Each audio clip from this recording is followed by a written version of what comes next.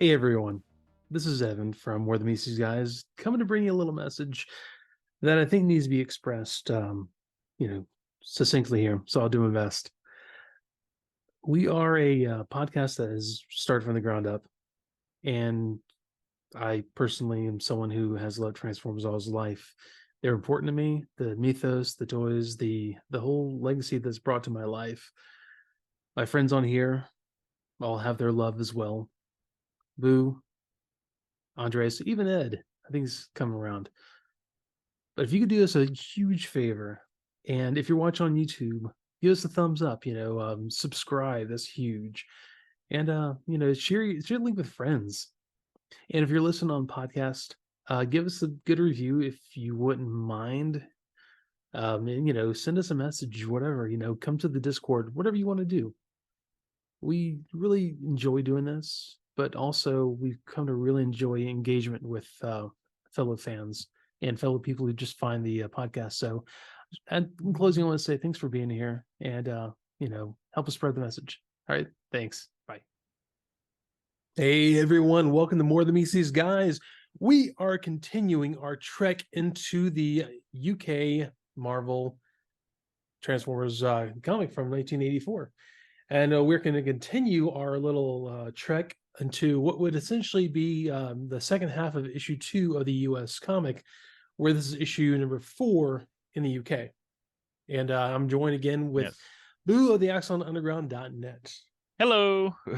All right. So I feel like I got an Ed McMahon thing going there. Hey-o. So we are into really it's the second half of the issue number 2. I mean, I don't really know if you can call anything else. The cover is Optimus Prime versus Megatron. There's Megatron shooting Prime in the face, pretty much, which is a scene from this issue. But anyways, you know why he's shooting him, right? Why? Optimus got his nose. If you look, he doesn't have a nose. He doesn't have a nose. Wait, is this where Transformers Prime Megatron comes from? Right? I thought about that. And then, here's something else that's interesting about that, though, is they're closer to the Sunbow models. Look at Bumblebee down there. Let me look here on this. Oh, he is actually. Whoa, they're getting there. Yeah. And what the heck? The spark plug rather. He looks real sad. I don't know what's. Oh yeah. But yeah, man, he doesn't have any. He doesn't have any. He's got the rickets. Look at those legs. What's that? He's got the rickets. Look at his legs. Oh my god. And he's bandy-legged. God, actually, Megatron looks like they took the I don't know, the eye piece from Optimus Prime's model and put it on his face. Oh yeah, it's really bad.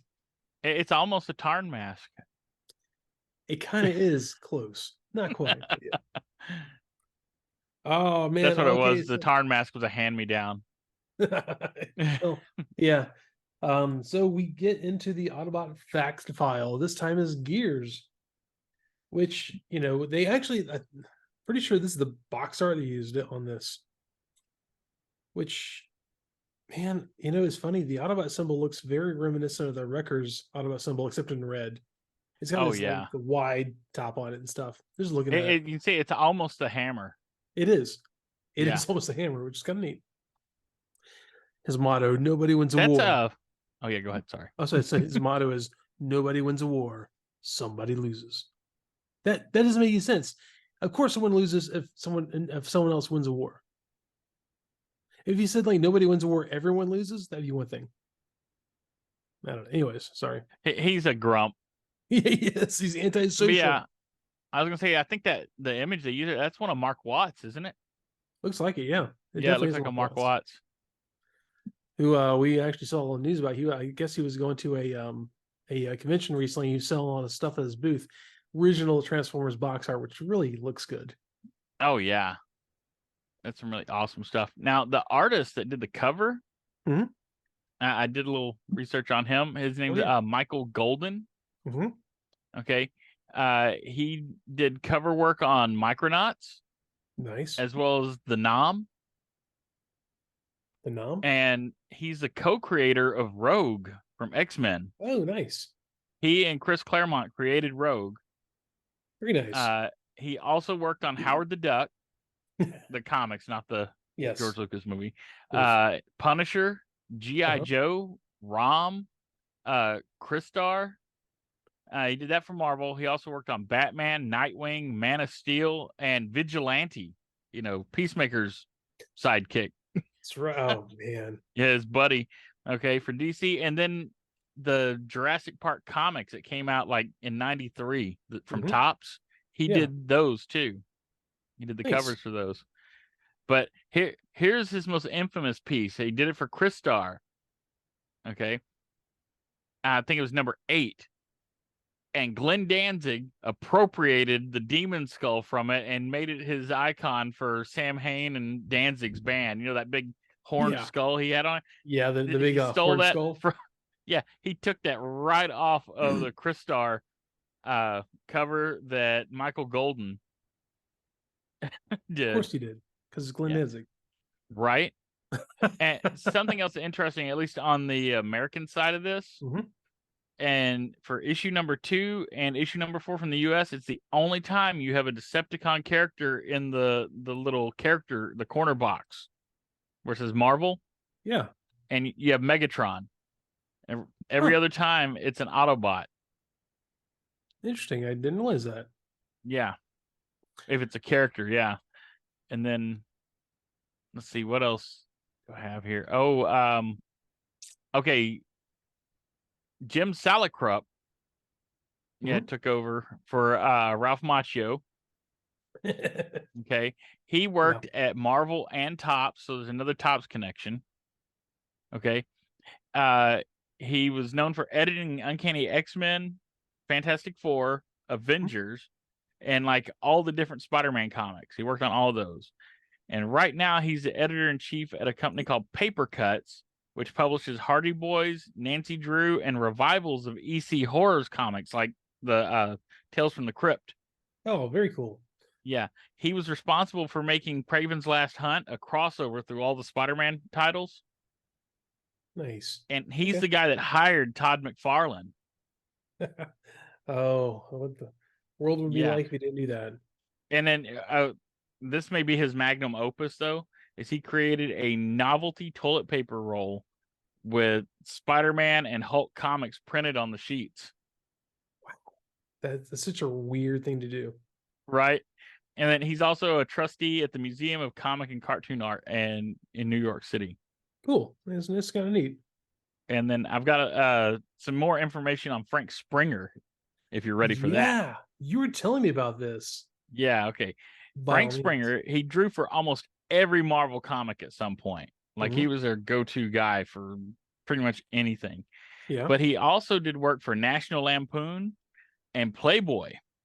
He did some of the little comic strips not that you'd see. You're just reading articles. Man. But yeah, he did some of the comic strips for Playboy. And he did freelance work on Space Ghost, the cartoon. Really? Yeah. But he also had his own racy comic called The Adventures of Phoebe Zeitgeist. With writer Phoebe Zeitgeist, yeah. And writer Michael O'Donoghue wrote it. And it was kind of like the Little Annie Fanny type stuff, but they would get really dark with it sometimes, into like real deep like fetish imagery, and it was more like heavy metal at times. That's so bizarre. Yeah, it's just crazy. Yeah. Phoebe Zeitgeist. I gotta look that up when I'm done. Yeah. So yeah, that's something else. It's some of the stuff Frank Springer was doing. He was in a little bit of everything. If there was work, he was doing it. Well, yeah, I can't blame him. Probably didn't make a lot at this time, so you took work where you can get it. Right. So also something you pointed out to me earlier this week, there's a little thing on there basically like, hey, send your letters, drawings, requests, pen pals, or swap openers.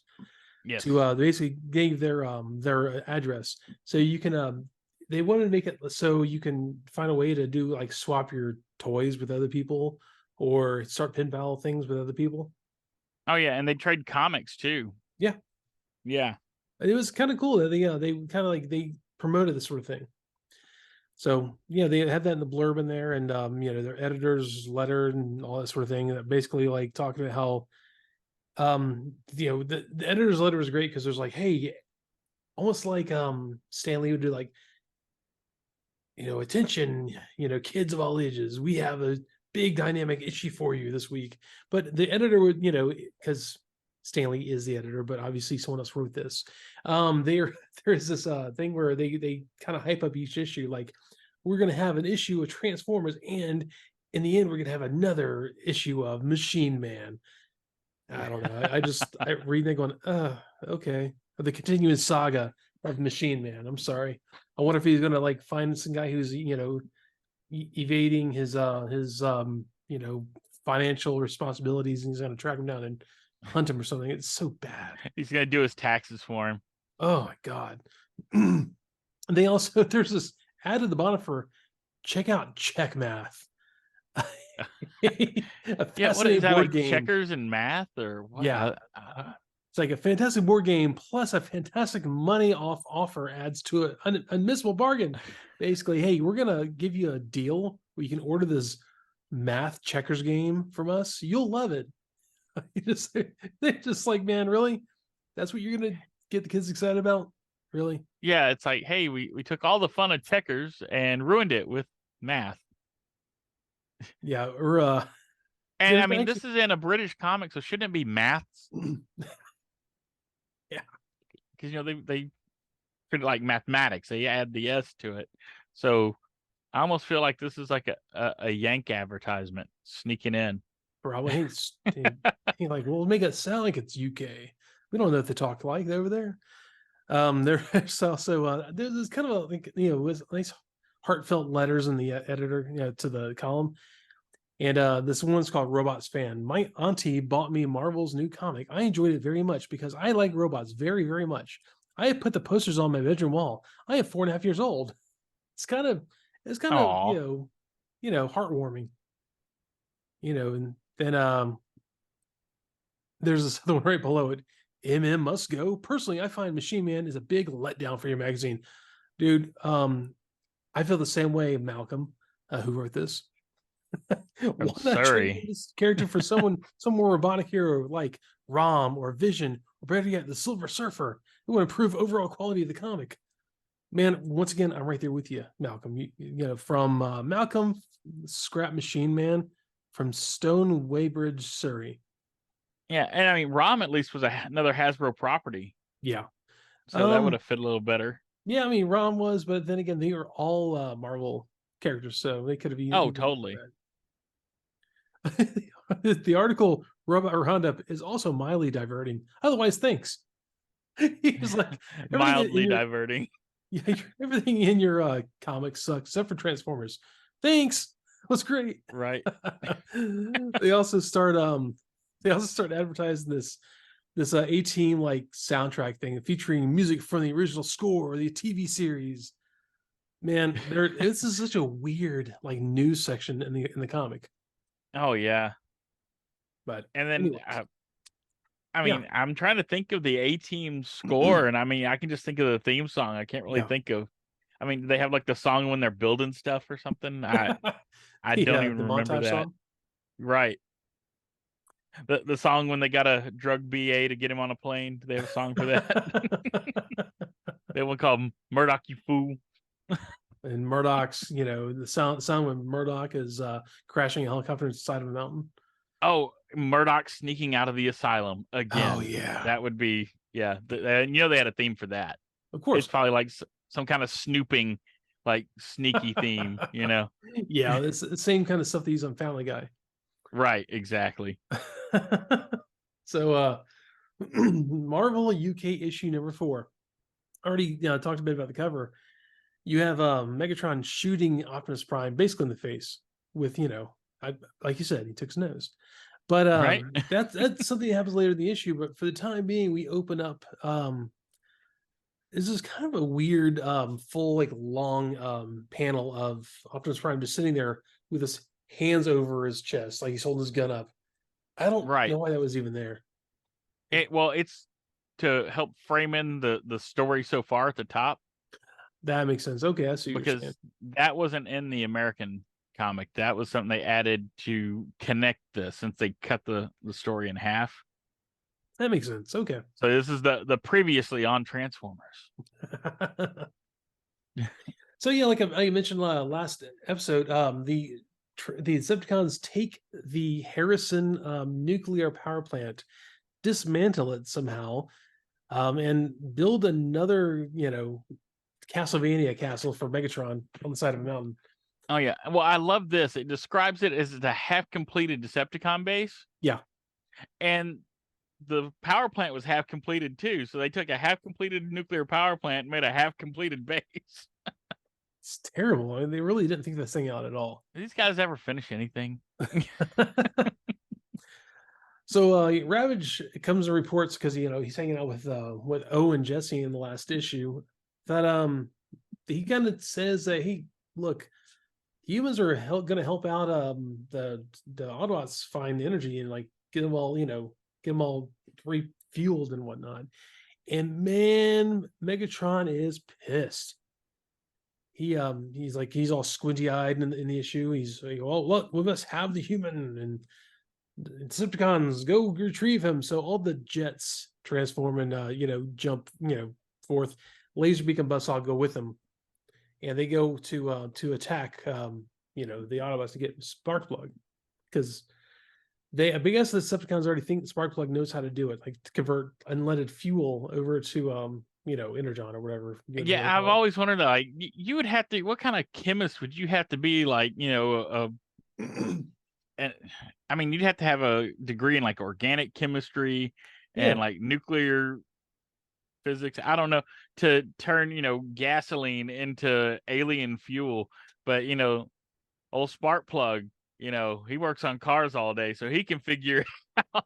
Well, obviously, if it was the spark plug from the cartoon, I mean, he could do anything. So, oh yeah, I think there's a little bit of that leading in. Yeah, a little bit of the journeyman. Man, so all the Autobots start driving down the road towards the Witwicky garage, and the Roland family are across the street watching. They're like, "Oh, why are there any drivers of these cars? It must be something crazy old Sparkplug got together and made, like self-driving cars." Come on. Oh yeah. This is 84. They're like the Kravitzes from Bewitched. They kind of are, actually. Abner, what's going on over there? Well, they got them the crazy cars with no drivers in them. Must be something that old crazy Witwicky's doing. Right? They called him Sparky. Sparky, that's right. Sparky the did.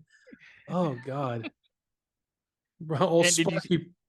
He says, like, oh, Sparky probably developed some kind of remote control device, Doris. Still, I've never seen his yard quite so busy before. Dude, there's a like a Vietnam era Jeep pulling up. There's an ambulance. There's two Lamborghinis, one with air intakes, Sunstreaker. There's a Porsche pulling up there. Yeah, no one's seen his there's a police car also, and an 18-wheeler showing up. Like, yeah, no one's seen like Maximum Overdrive in their front yard. It really is. Did you catch what Mr. Roland's first name was? No, I didn't. It's Mtichell. There's no getting away from the Joe Don Baker. Someone here loves them some Joe Don Baker. So once again, man, we are not even trying to stay in disguise. Optimus Prime has no idea what he's doing. He just shows up, and the Rollers are like looking at him like, there's some crazy cars over there. And the caption even says, and not only the Witwickies, but the Rolands as well watch Optimus Prime as he transforms. Oh yeah, they blew the whole disguise theme like there. There's no greetings. I bring you greetings from Cybertron. And this was the only time they were really disguised is when they were disguised as being dead in a volcano. That was their disguise. Yeah, that's the best disguise they had. Oh man, so yeah, the thing is, Optimus Prime is like, look, man, there's no other way around it. We need fuel.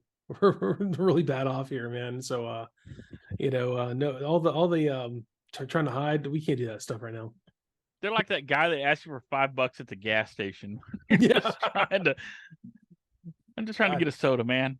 As long as it's not like the guy who walked up on me at one of the shadier accounts I have, and he walked up on me. I closed the door, locked it, and I looked at him and said, "Nope."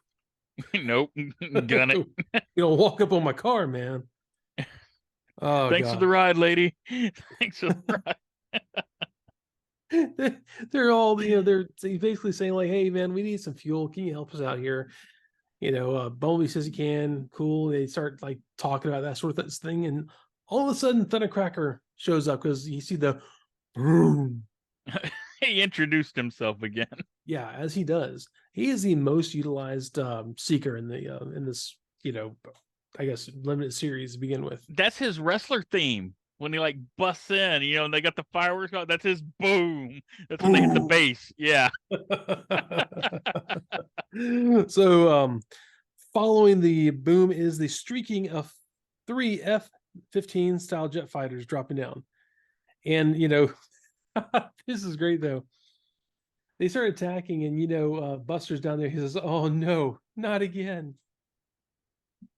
Oh yeah. Oh, and this scene too. Do you see the most important thing that you've ever seen in the comics? What's that?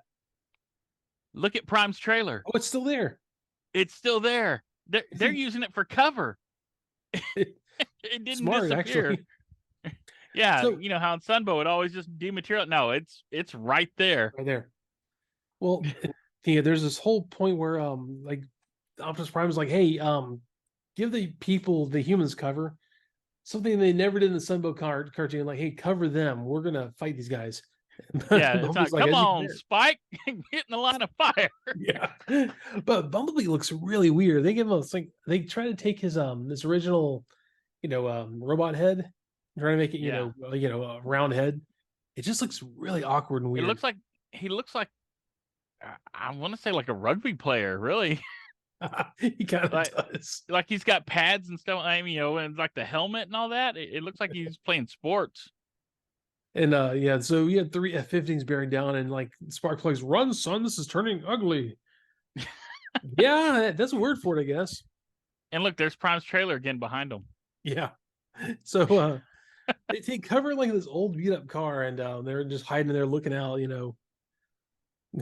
Sparkplug's like, they're turning my scrapyard into old scrap. Oh, okay. Thanks, man. Captain Obvious. Yeah. So once again, they turn the whole area into like a big battleground. Sideswipe and Sunstreaker show up, and they are excited. They're like, "Oh, we get to do stuff." And oh yeah, I actually was a little confused here because the way they are drawn, because once again, you don't have colors on this.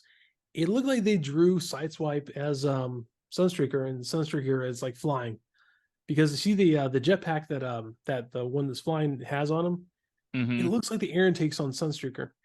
It is, and well, that's what it was originally referring to. Yeah, because they switched the toys on them. But like in this scene, like even like the guy on the ground has the same chest piece and everything as Sideswipe. He's got the legs too with the tires on them. It's really a Sideswipe model. They both kind of have Sideswipe's model. They just got really confused about which one to draw. They fix that actually coming up here soon when there's color again. But wait, you can make the mandala game yours, so you can have your own Chinese checkers. Like it's the Machine Man's game. Oh yeah, and Blue Streak endorses it. Yeah, he swears by it. Blue Streak's not even in the comic yet. So we get to the next page, man. And he's colored like Sideswipe, but he's still got the jetpack. Oh, by the way, backing up, the one brother who's not flying, basically like they're excited to be fighting, but he goes like, "Oh, I see my brother is using his fuel wasting jetpack." Oh yeah, I don't see any other Autobot flying. He's being a hater. That fits Sunstreaker. He's always like, if he's got something bad to say about Sideswipe, he's gonna say it. But if you look at the next panel, though, that's definitely Sideswipe's legs and his arms. So like they weren't sure which model they used in the previous panel, but now they've got like kind of figured out. And, and all those Seekers are blue. Yeah, thanks, Yomkov, whatever his name is. Terrible job. And they start with the really bad puns. Take a look at this, Decepticon. So he fires his flare gun in Thundercracker's face, which could be anyone because he has red intakes. But he fires a flare gun and blinds Thundercracker apparently, and it's a whole thing. Yeah. And that's how he wins. If they didn't say it was Thundercracker, Yeah, I wouldn't know. I would have thought it was Starscream because he's well, got he the has the red red. on him. Yeah, Yeah. I mean, really, dude. So Maybe he had a limited palette of watercolors to use. I don't know, but you come got red on. on you. It's like we were younger. We had those watercolor coloring books. They had like Oh the little yeah. things on the side. It's like they didn't have any purple or black or Right. anything else. Like, well, I guess I make all the jets look alike. And it's kind of cool though, going back to seeing this like a little like skinny panel in of all of this.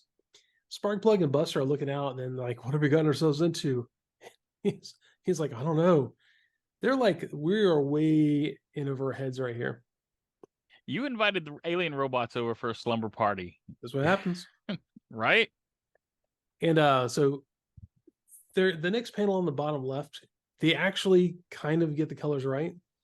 I'm guessing that's supposed to be Thundercracker. He's like, follow me, Skywarp, and they transform down, and you see Skywarp is basically all black with like a little bit of light, like they kind of barely painted that kind of that cross hatching kind of comic look, kind of barely give it color. And I don't know, is this Starscream or is Thundercracker? I can't tell. I think it's supposed to be Starscream, but you see what they messed up on him, right? They gave him a blue chest and like dark blue fist and like no color besides the red intakes. They clipped their wings. Oh, they did. You're right. Yeah, their wings are gone in that scene. Whoa, they're not. They're gone in the next scene. Yeah, they're back in the next panel. Oh yeah, they are. Once again, if you look at their proportions, that's almost like Transformers animated Starscream. It is the thinner wings that are like sticking straight up. Yeah, yeah, dude. And all the other people are there like, run for your lives. And Sideswipe jumps in front of Hound. He's like, oh, don't mind me. I just like to shoot Decepticons. He's like, oh, it's fine. Go right ahead. Weird stuff, man. I wasn't doing anything. Yeah, Sunstreaker looks like a yellow and like a slightly blue and little red blob on the screen. Yeah, I'm not Prime's sure what was going yellow on there. I mean, the color is so bad. Laserbeak gets it right in the face. Oh, he does. There was, I want to say there's maybe even later in this fight where Prowl's talking about how he uses his deductive logic brain to shoot like Buzzsaw right in the face. Oh yeah, and he's thinking it to himself, so he's just like patting himself on the back. Yes. But yeah, so Laserbeak gets Optimus Prime's rifle to his face. Yeah, here it is. My logic center predicted the Decepticon trajectory perfectly. Direct hit. Dude. He's so only emotionless on the outside. He is just a giddy little schoolgirl in the middle of a battle. The most insufferable Vulcan there is. Right. There's this great scene though, like right after this, where Optimus Prime's like, hey, we got him on the run. Mirage, cover my flank.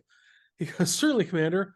Although I'd prefer to leave this mess entirely away and go to retro wing gliding back on Cybertron.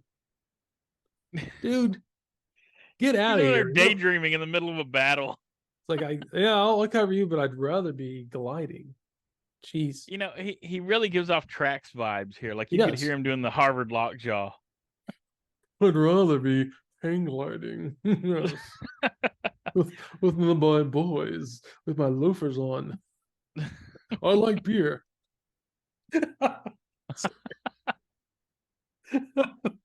Was it a crime? Back, there's across the street, there's a guy holding looks like his daughter. He's like, that's right, officer. It's as if the Martians just landed, but worse. So the police show up. What are they gonna do? Oh no, look at the onomatopoeias on there. Wee woo, wee woo. I did the wee woo. Oh God. And we go back that's his dog. That's not even his daughter. He's got like a Lhasa Apso that he's Don't worry, the sirens are gonna go away. They're not gonna hurt you. When we get back to the model for Sunstreaker is a little off. It looks like the model for Sideswipe from the back. Oh yeah, it's totally Sideswipe's back because that should be Sunstreaker's chest. Yeah, the windshield. Yeah. So once again, we're still like mixing up the models, but that's to be expected. The cop goes, "Let's face it, man. This is definitely out of our league. Let the army handle this." And yeah, the giant robots. As they sit there and shoot Optimus in the crotch. Look at that. They're aiming at his crotch and shooting him. Bang, bang. Bang, bang, right in the crotch. So there's, man, Buster has to be the worst boyfriend and best friend ever because O and Jesse are hanging around, looking around the siding of a house. It's like, Jesse, I'm scared. Let's not get any closer. I just hope Buster's all right. If only he could be by my side. It's like Shaggy and Daphne. It really is. No, it really is. Zoinks! There's giant robots. But dude, there's this next panel though. We start off with the whole Mirage thing again. And so like Ravage jumps rawr, It's like, where'd you come from? He got off guard, so he can't use his electro disruptor against him. And well, there's a break here because we have another robot roundup, which, man, some of the robot roundup stuff is so, I don't know, 1950s bizarre. World yeah. The severed heads. They have severed heads that are controlled by a computer. They look so bad. They look like Viking death masks. They do. Like made out of plastic. 100% what that looks like. Holy crap. The guy's using a Dragon 64 to program it. He got it free, man. He got it free. he wrote into the comic. Yeah. And then he subscribed to the Severed Viking Head magazine and got a free Dragon 64. There's rocking robots. There's this like big gold robot ironing clothes. But like the next page, I'm like, hey, it's Robbie the robot. And so right? yeah, I mean, finally a cool robot. Yeah, they're just going over all the robots they can get. Like you're gonna talk about the part about the robot feminist. Oh. Yeah, next to Robbie, there's a little blurb about they created a robot feminist named Ann Droid. Oh God, is that the name of the droid from Spaceballs? Oh, that was Dot Matrix. But yeah, I imagine it's about the same. Where is the Android? Is from something. Oh, God, I'm sure they use that name a lot. They use it somewhere. I know I've seen something recently with Android in it. That's low hanging fruit. Is what that is. Yeah, like a lot in this book. And so we back in the action. Ravage is on top of Mirage. He's like, brother Transformer, this is madness. And Brawn's behind him, running up like, Mirage is in trouble. Mirage said we were talking to Ravage. Who benefits from this battle? Back on Cybertron, we could be enjoying the good life. And Ravage is not attacking him here. He's just sitting on him. Yeah, he's listening to him. Yeah. But the best part of how this finishes, Brawn, beats him off. He swats him off. He's like, is this kitty cat giving you trouble, Mirage? Mirage is like, not any longer, powerful friend Brawn. Yeah. I expected that doesn't sound suspicious. Yeah. that was a little more like I needed, but okay, man, whatever. You could just see Mirage going off to the side going, hey, Ravage, call me later. We'll talk. Right. Getting my DMs. Yeah. So Megatron is like, look, this is going too long. I'm just gonna grab these guys. And they like Spike and Sparkplug, or Spike, Jesus. Buster and Sparkplug are running and trying to hide, and Bumblebee is right in front of me. He's trying to protect him. Megatron just goes boom and knocks Bumblebee out. Oh yeah, he little bunny foo-fooed him. He did. And they spell that KO'd, like instead of like KOED, it's like KAYOED. He KO'd Bumblebee with just one shot. I had to read that like 3 or 4 times. Like, is he what? What's a coyote? Yeah, exactly. He coyoted him. And he picks up Sparkplug. He's like, "Run, son! Don't let him get you too." Like he doesn't. It's like, just Buster doesn't have anything. There's this. Actually, he's the one they should get. He's the bookworm. He's the one that could probably turn the fuel into energon. He's the one trying to go into college, man. But there's a actually really nicely drawn splash panel. By the way, we're back to line art again, which is honestly I'm preferring a lot more. Oh yeah, it's pretty. This great splash panel of Buster freaking out with like the lines coming off him. Can you see he's in crisis? Like, leave him alone! Somebody please help! Really cool. This is the convergence point, because this is when Buster is exactly like Spike and exactly like Sam Witwicky. Yeah, he's screaming for Optimus. The best part though is Optimus in the next panel. He's like, "Eh, huh? What? You something?" But yeah, he acts. Why isn't Optimus paying attention to Megatron? That's the main guy. Yeah, watching. You're not wrong at all. So yeah, man, Megatron shows up. He's got Sparkplug in hand. Optimus is like, "All right, Megatron, surrender the human or face the consequences." And Megatron's like, no," and shoots him in the face. Oh, and there's something weird here. How did Megatron get here? Did he walk? Because he didn't get in the planes. Yeah. Good question. He just shows up. Yeah. In fact, the planes fly off without him. He's still standing there watching, and it's like, I'm here. Yeah, there's a lot of question about that, because he kind of acts like a commander from a base or whatever. He doesn't really get involved that much. Right. And especially here, because he wasn't even there, but I guess they were like, well, they got to find a way to get in there. He snuck up on him. He's the biggest Decepticon, and he snuck up on him. It was great though. He shoots Optimus Prime, and you see like Sparkplug falling from his hand, and he goes, "Geronimo!" Oh yeah, dude, he is like 30 feet up in the air. He falls, on pavement. And well, no, it's jagged chunks of cars and stuff. It's in the junk pile. That's right. He falls on a bunch of like rusty metal and stuff. Yeah, he's gonna need a tetanus shot. Yeah, he's going to. And like, there's this great fight they were like Optimus Prime shooting Megatron, and Megatron just grabs a car, holds it up as a shield, and then throws it at Prime. Just hurls it at his face. Oh yeah. And then like Prime reaches down and grabs like an engine block and throws it at Megatron. Oh, and if you look, Optimus Prime's leg disappears. His right leg. It's just a stump. Oh, it does. They forgot to draw it. But so Megatron has been obviously like he's been Optimus Prime's got his attention away from Sparkplug, and so Sparkplug's trying to run, and like he's like, as Buster sees him, he's like, "Dad, I'm here." It's like, "Run, quick, run!" And you see another hand reach out and pick him up, and he's like, "Dad!" Starscream basically, he goes like, "Hey, look, you got away from the boss, but you're not getting away from me." Throws him in the cockpit, transforms, and just leaves. And Starscream's the only guy paying attention to anything around here. He really is. He's like, we have one goal, which is to grab that dude, and you keep dropping him. Yeah. And honestly, the at this point, Megatron's like, "Well, we got what we need. I guess we'll leave now." And they just leave. That's where this goes. Now Starscream did all the work. Yeah. I love it, just because this is still a Marvel book. You have like a Spider-Man, advert in here, and which once again, it's in line art. It looks really nice.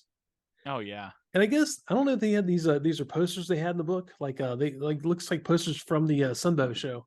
Yeah, those are from the first commercials. That's right. That's why it looks familiar. Okay. Yeah, Soundwave is from the Soundwave commercial, and I believe the other one is from the like the first commercial they showed. Yeah. For the toys.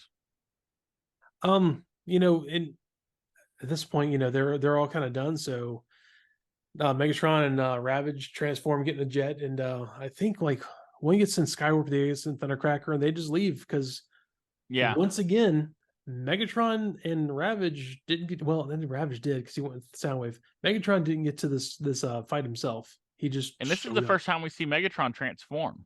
Yeah, well, is it?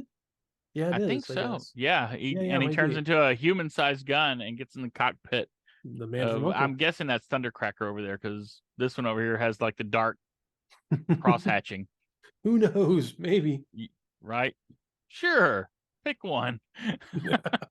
Could be either. And man, the Autobots, after this whole thing is over, they're like, Buster's like, you got to go after him, got to rescue him. And they're on the ground. They are in bad shape right now. They're not Oh going yeah. anywhere. Oh, they collapse. Yeah, they Yeah. start like.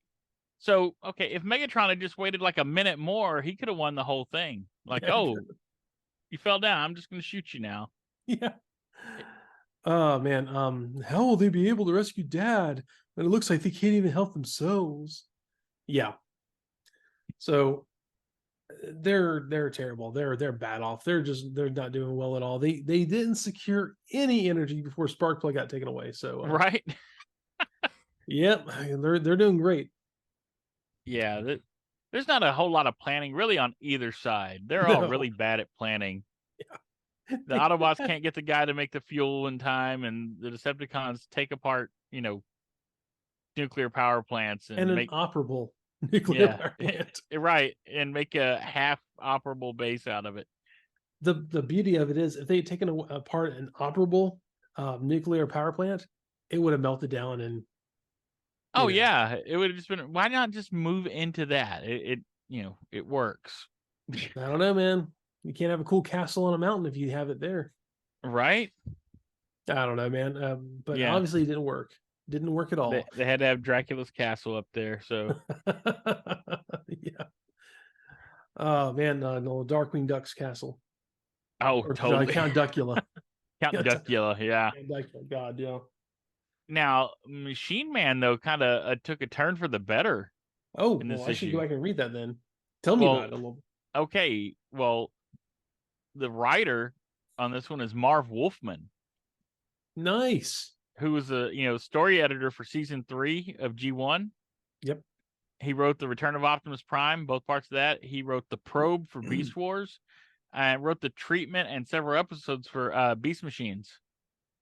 Nice. Okay. So, and then the artist is Steve Ditko. I did not realize that. I'll have to definitely take a Yes, look at for this, this. for this one, they got Ditko for it. Of Amazing Spider-Man fame. Yeah, yeah. Yeah, Which is a great tie-in to next issue, by the way, on this too. and yeah, Machine Man kind of goes off the rails on this one. Like he goes to like help a lady that's getting her purse snatched, and so yeah, he beats the guy with the trash can and goes to give her purse back, and she screams at him because he's a monster. And, oh, don't hurt me. And he's like, I'm trying to help you. And she calls him a monster. And then, I mean, like instantly he hears somebody get hit by a car. It's like one thing after another with Machine Man. So he runs to go help that guy. And that guy, he's like, don't help me. Go catch that guy that hit me. So he runs down and he catches the guy.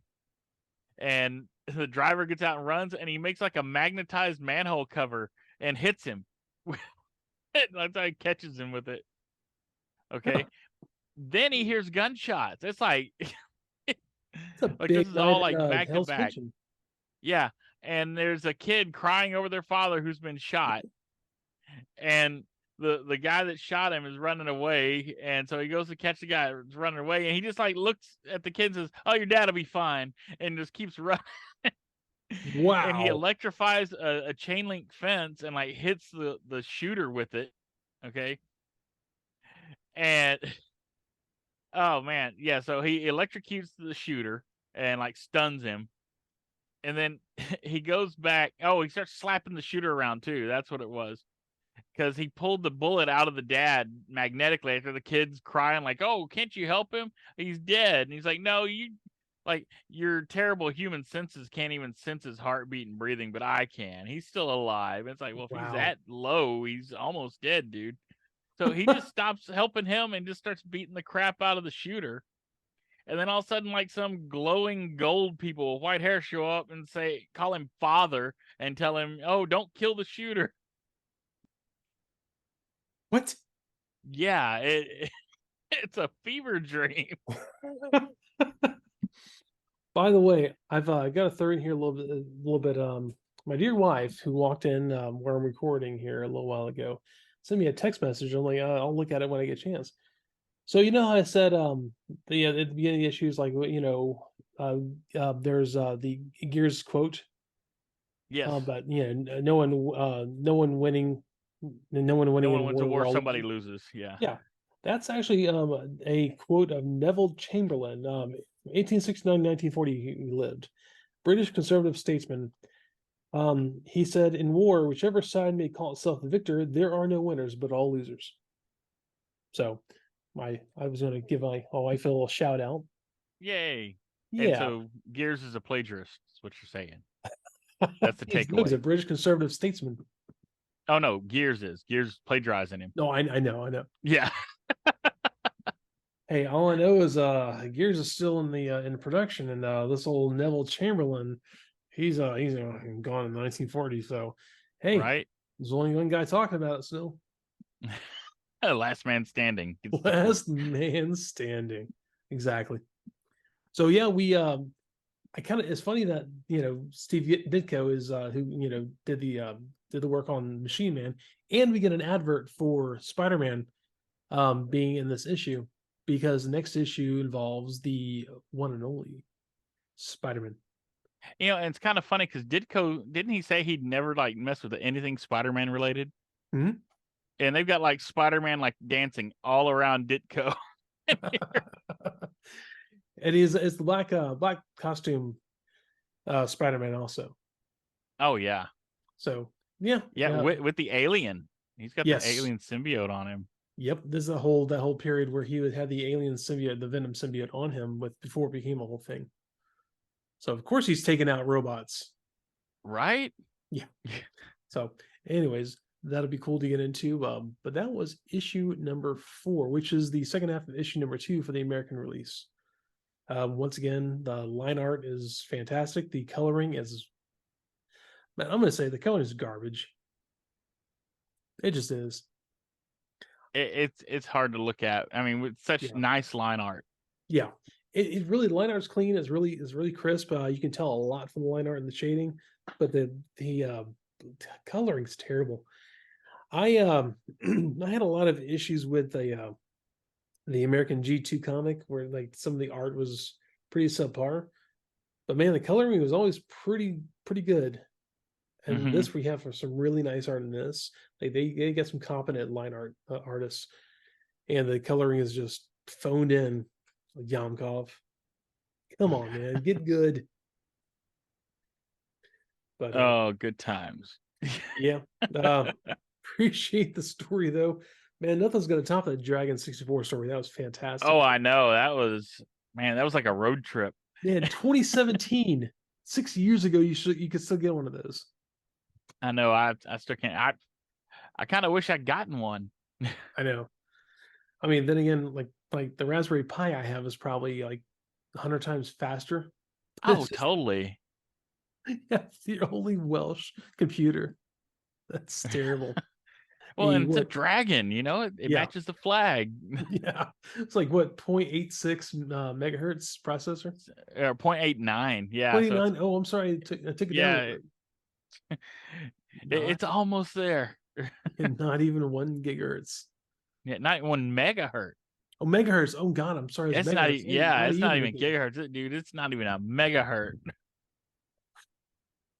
Man, that's rough. Yeah, it is. All right, man. So once again, like good book, fun read. I gotta check the Machine Man at some point. So yeah, I'm gonna close it here. We'll get into the next issues here soon. And you have anything you want to close it with this time? Yes. Overconfident fools, they entrusted the human to their weakest member. Megatron talking about Bumblebee. That's right, when he pops him right on the head. he takes it right off. That is just sheer comedy right there. He got KO'd. KO'd. Oh man. All right, y'all, take it easy. Thanks so much for being here. And check us out in the Discord, the show notes, and the emails, and come hang out, talk to us. All right, till next time, see you later. Bye.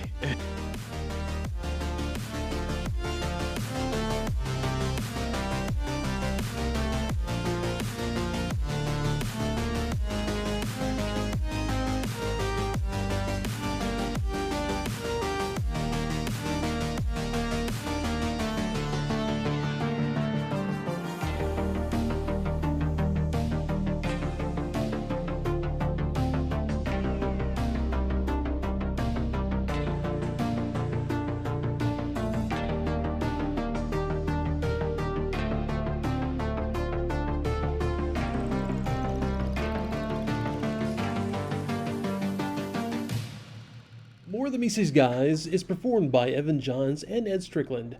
Research is performed by Evan Johns, Ed Strickland, and with special research done by Boo of the AxelonUnderground.net. All used images in the videos are property of Sunbow, Hasbro, Paramount, or Marvel. And as always, thank you so much for tuning in every week with us. We appreciate it.